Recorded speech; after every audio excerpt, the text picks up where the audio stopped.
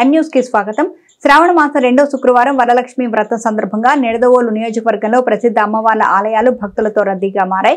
ఉదయం నుంచి భక్తులు ప్రత్యేక పూజలు అభిషేకాలు చేసి మొక్కులు తీర్చుకుంటున్నారు. పాలంగి గ్రామంలో వెంచేసి ఉన్న శ్రీ కనకదుర్గ అమ్మవారి ఆలయంలో శ్రావణ శుక్రవారం శోభ సంతరించుకుంది. అమ్మవారిని ధనలక్ష్మి అవతారంలో భక్తులకు దర్శనమిచ్చారు. గర్భగుడిని అమ్మవారిని గోడలను కరెన్సీ నోట్లతో అలంకరించారు. భక్తులు భక్తి శ్రద్ధలతో పూజలు నిర్వహించారు.